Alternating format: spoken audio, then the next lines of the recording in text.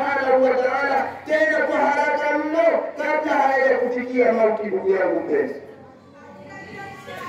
wa jannatin 'arduha samawati wal ardh, Allah subhanahu wa ta'ala amekuahidi katika kitabu kitukufu kwamba pepo hiyo Allah subhanahu wa ta'ala upana wake hiyo pepo ni baina ya mbingu na ardhi. Pepo hiyo tutakwenda kuingia mimi na wewe. Allah tujalie kwenye ngoni mwako.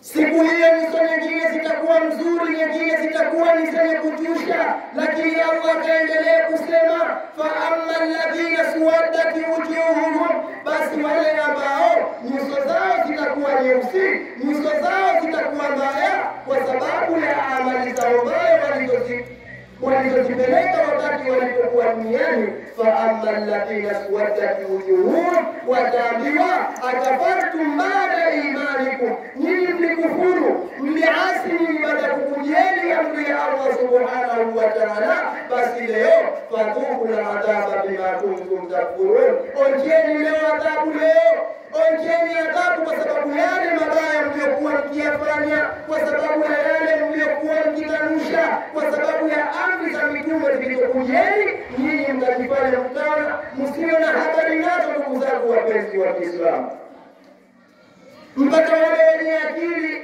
ambao wana elimu, wale wamesoma katika dunia, wana mafani mbalimbali, wana vyeo tofauti tofauti, watu wale wataingizwa katika moto wa Jahannam.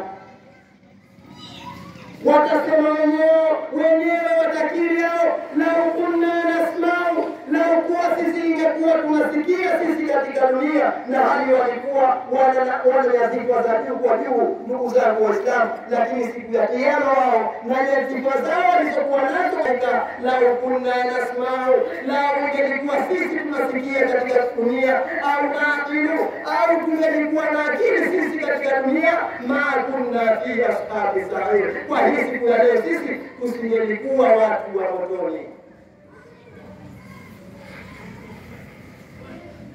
tusingekuwa watu wa motoni sisi. Lakini siku hiyo watakiri kwa makosa yao waliokuwa wakiyafanya, na wao watakuwa ni watu wa motoni. Ndugu zangu wapenzi wa Islam, lakini wa amma ladhina yaghfati wujuhuhum, lakini wale ambao nyuso zao wao zitakuwa nzuri, fa fi rahmatillah, hao watakuwa katika rehema za Allah subhanahu wa ta'ala, hum fiha khalidun, na humo katika rehema za Allah subhanahu wa ta'ala watakuwa ni wenye kudumu milele. Allah tujalie miongoni mwao.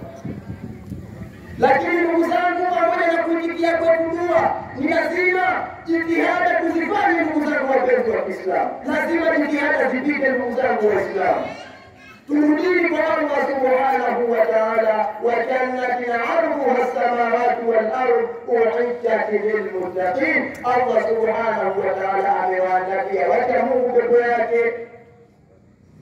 Nikataja baadhi ya wale ambao Allah subhanahu wa ta'ala kawaahidi atawaingiza katika pepo yake, lakini nitakapotaja wewe jiangalie katika nafsi yako, katika haya makundi ambayo mimi nitayataja, je, mimi nimo? Na kama humo, kwa nini usiwemo? Kwa hiyo wewe itakuwa huna kigezo cha kwenda peponi, huna kama humo katika makundi yake.